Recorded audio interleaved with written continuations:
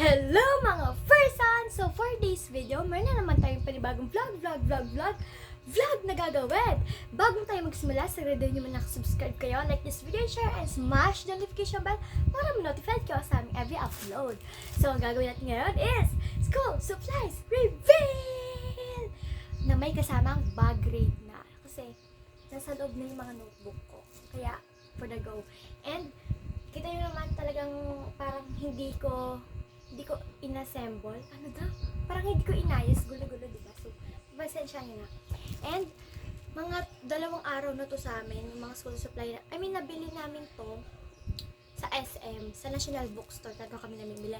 Pero, eto guys, sa Unitap, yung mga iba, not sponsored. Pag ganon-ganon ka pa. So, nagtatanong ko, ba't ako nakaganto? Wala lang, kasi gusto ko lang mag-fit, di ba? Gusto ko lang suotin ito. Gusto ko lang mag-fit. So, let's go. Parang medyo ma-moody ako ngayon Moody? So, let's go. And, unahin natin itong bag. So, itong bag na to is 1 year na sa akin. Or, 1 year na sa akin to. Or, 2 years. Kasi, grade 4 ako noon nung binili ko to. Pero malapit na yung bakasyon nun. So, mga 1 year or 1 year and 5 months. Parang ganon. Basta yun. Wait lang. So, pagpasensya na kung may maingay. So, ayun nga guys. This is a Celine bag. Iniingatan ko talaga to. Kasi nga, mahal niya. Alam niyo naman pag Celine, di ba? So, ayun siya. And, hindi ko pa talaga siya like totally nagagamit. Parang pinagsasalitan-salita ko yung mga bag ko. Kasi, 3 yung bag ko. Yung isa yung purple, yung isa yung pink, and ito. Ayan nga siya yung pangatlo. And, hindi ko talaga siya nagamit ng like, talagang 1 month gagamitin ko to. Hindi ko talaga siya nagagamit ng ganon. Parang, kapag pagtapos na yung, sa isang linggo, gagamitin ko to.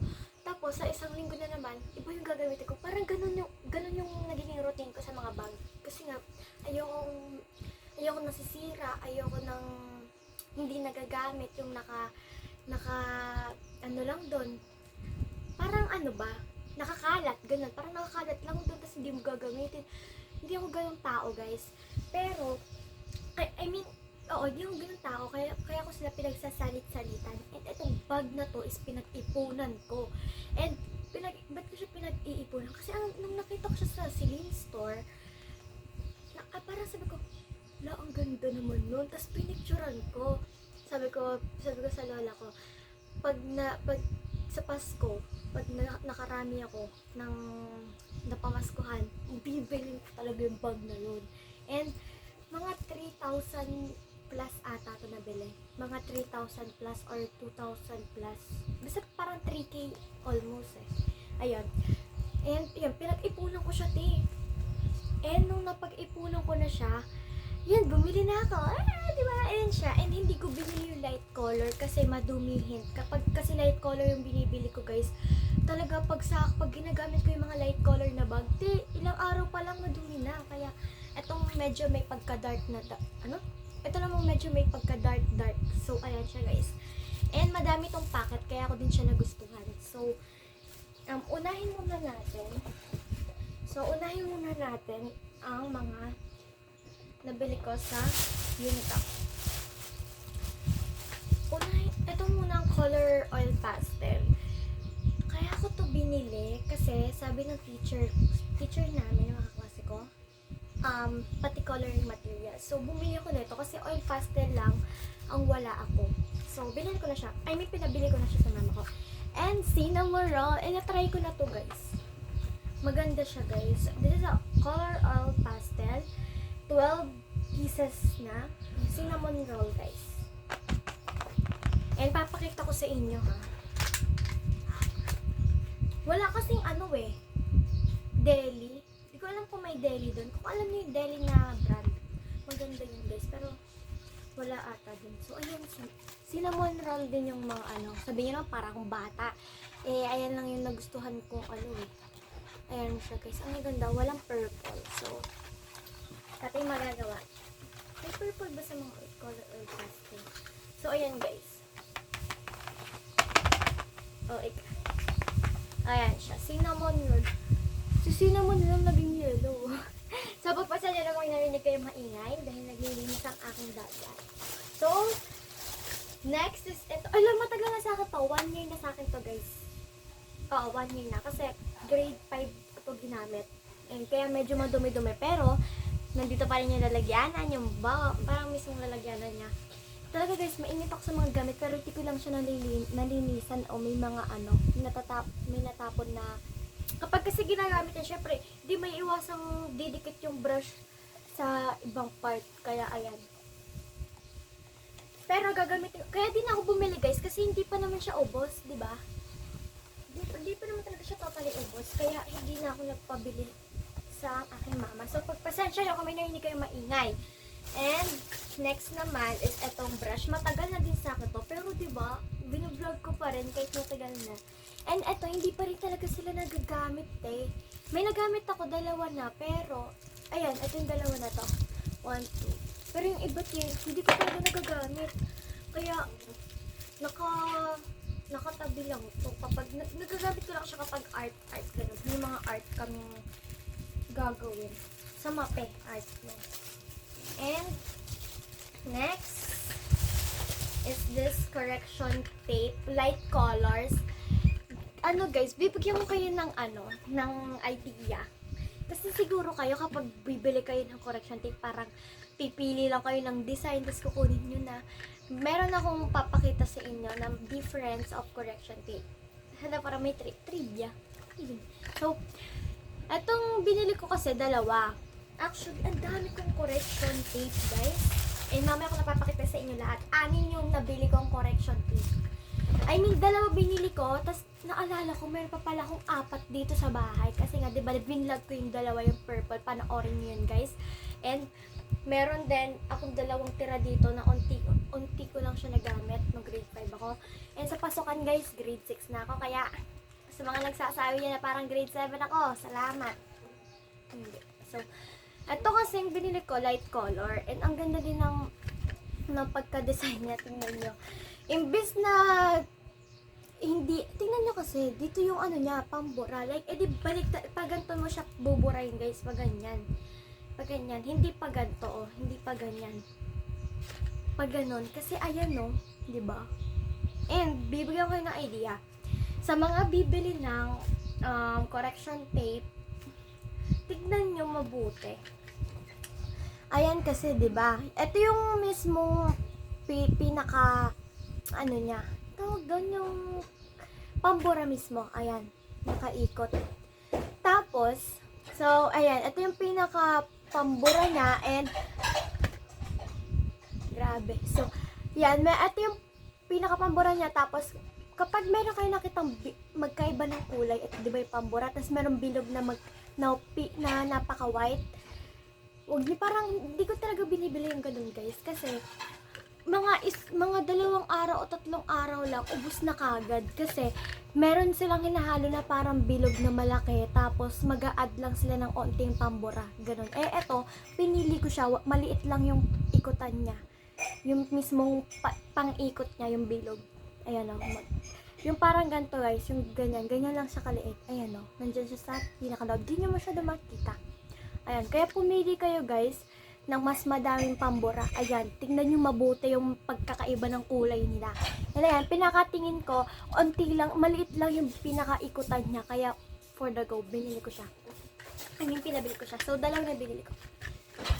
So, etong isa is blue, itong isa is green. Ang pastel cookies, ano daw? Pastel cookies. So, next is eto pa, madami akong pambura. Medyo matagal-tagal tong vlog na to ha. Parang may part 2 pa.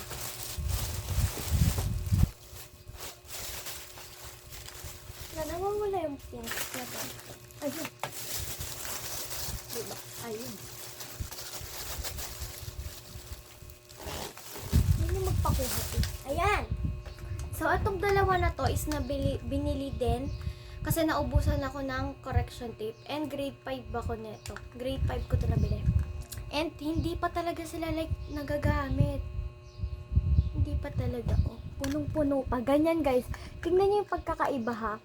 Kapag meron kayo nakitang bilog dyan na iba yung color, like, for example, etong bilog na to is white, tapos ito yung pambura. I mean, napaka, ano siya, parang clean white, ganyan yung, na parang puting-puti, like parang ganito. Yan, parang clean white. Tapos ito naman, parang dirty white. Ganon. Pag napansin nyo magkaiba sila, onti lang po nun ang laman. So, bahala kayo kung ano gusto nyong bilhin. Okay? Binibigyan ko lang kayo ng idea. So, ayan guys. Pink and purple. Syempre, mahilig ako sa pink and purple. Pero, mas obsessed ako sa purple. So, etong mga to, etong apat na to guys, pang, ano ko na lang to, stock. Itong apat na to is stock na lang. Kasi yung dalawang purple ay muna gagamitin ko for this school year. Pero kapag naubos, meron pa akong stock, diba? So, next naman is ang aking wait lang guys. Itong mga Manila paper. Manila paper ba? Basta yan. And malaki yan guys. Ito kasi madalas ginagamit sa grade 6 tsaka nung grade 5 ako ginamit to. And binili ako ng aking mama ng dalawa para kung sakaling magkaroon kami ng project or anything na pwedeng magamit to, binili niya ako dalawa. So, ayan. And next naman is eto. Actually, dalawa to. Nabili to sa sa National Bookstore, pero nakahalo sa plastic ng Unitap. So, basta yun. Itong 7 Notes University. Yung binili. Wala kasi, may Orions ba na ano guys? Na ganito. Big notebook na Orions. Talaga, ang ganda ng Orions guys. Pero kayo mag-decide mo kung ano gusto nyo yung tatak. Wala yan sa tatak. Pero ako mas gusto ko yung Orions. Basta nasa naggagamit lang yun.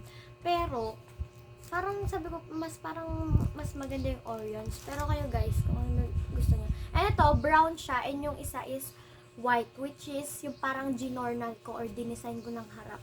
Makikita nyo mamaya sa part 2 guys. May part 2 to dahil medyo matagal-tagal to. So, ito guys yung 7 Notes University. And maganda din siya actually. Parang yung grade 5 big notebook ko lang din.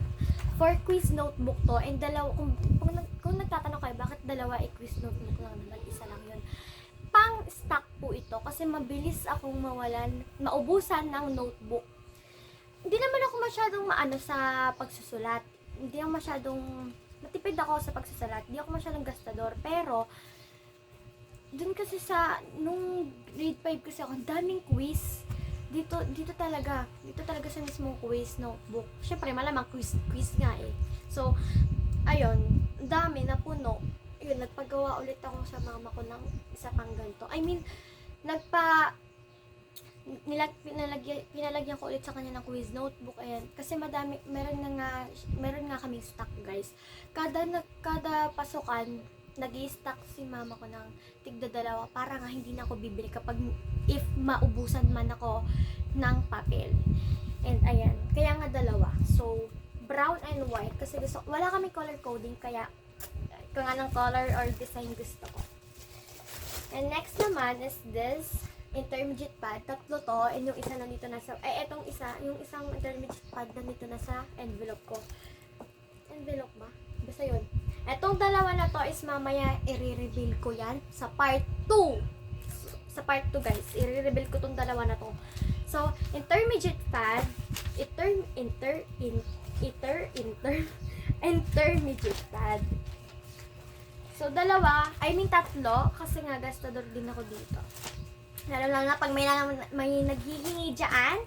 Pero guys, ako kapag may naghihingi, bibigyan ko. Pero pag sobra na yung parang sa'yo na lang inaasa lahat. Like, di na ako bibili kasi nanghihingi na lang ako sa... Hindi na ako bibili kasi ang kaklase ko, binibigyan naman ako eh. Parang ganun yung naiisip ko lagi kapag naghihingi sila. Parang inaasa na lang nila sa akin. Kaya hindi ako guys nagbibigay ng sobrang dami. Like sabi ko, tama na, ganun. Wait lang. Ang ingay grabe na yung ingay So, pasensya na yun. Sinasabi ko lang na pag sobra na yung paghihingi nila, sinasabi ko, parang sobra na. Nauubusan na din ako kasi di naman pinupulot yung pera. Nauubusan din ako ng immediate pad, tsaka kakahingi din. Pero bibigyan ko naman sila, pero wag yung sobrang dami, te. Like, araw-araw, te. So, ayan. Ayan yung mga pinamili. And next is, alam niyo ito, te. Ay, bond paper! Talaga. Sasabihin niyo ba't napakadami? Kasi, ako po ay gastador sa bond paper. Look, dinisign ako pa nga to ng, hala, nasira. Dinisign ako pa nga to ng Trust and Believe. Ayan, Trust and Believe, and may butterfly dito. Kaya itong tatlong pack na to, merong isang long, merong dalawang short. Mas gastador ako sa short kasi sa peta din. Tapos, ayun nga. Tapos, sabi ko alam na talaga ng mama ko na, peta. Ayun, tinanong niya ako kung ano yung mas nagagamit ko. Short ba or long? Sabi ko, short. So, bumili siya. Nagulat niya ako dalawang pack. Sa Unitop, binili niya ako ito. Tapos, sa National Bookstore, binili niya pa ako ng isa. Alam niya talaga ako. So, yung gastador ako. So, ito is long. So, ayan. Na-refill na din to guys ng mga bond paper. Kaya medyo konti na lang. Okay? Let's go tayo. Next is, ay hindi pala sa akin yung iba dito, sa kapatid ko. Ilalagay. So, babalik ko na guys. And come back to part 2, pero hindi pa tapos, may papakita. So, eto naman. Ayan. Eto is for, di ko alam, wala naman sinabi sa'yo para saan. Basta bilhin na lang namin yung mga nakalista yun. Merong brown envelope, pero hindi naman sinabing may kasamang clear. Pero ayan, pang support pa, diba? So, ayun, maganda din to guys sa mga nangangailangan ng sa mga nangangailangan ng brown envelope. Meron na siyang parang mismong lock niya. Ayan. O, diba? Meron pang meron pang price. Pinagtatanggal ko na yung price nung nung mga ibang gamit ko, yung mga tawag dito, ball pen. So, ayun. Ganyan lang siya kasimple, diba? Simple lang talaga, Tapos, lalagyan niya lang siya ng name dito. Ayan. Diba? Kung saan gusto. Kahit dito. Hindi yan sa mukha, at sa envelope lang. So, ayan. Maganda talaga siya. And sabi ko, ayun na lang yung bilhin natin. Mac. Kasi meron na siyang lock. Sabi niya, oo, maganda, may lock. So, where the go? And mahirap lang siya ilagay. Talagang hassle. Diba? Hassle talaga kasi saktong-sakto lang siya. Diba? Hindi hirap talaga siyang ilagay dito Kaya hindi ko na tinanggal. Pero dapat ipakita ko sa inyo para may idea yung mga wala pang supply dyan. Ayan, nalagay ko na siya. Ayan, tatanggal na naman siya. Naiinis na ako Yung mga sumusuporta, yung mga person dyan, yung mga talagang alam na alam ako. Alam na alam talaga nila. O, dali akong mainis kapag ganito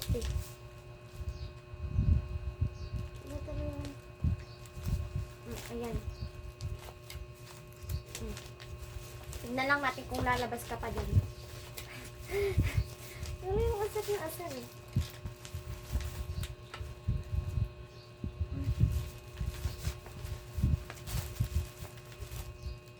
Ayan. Perfect. So, come back to part 2. Bye-bye.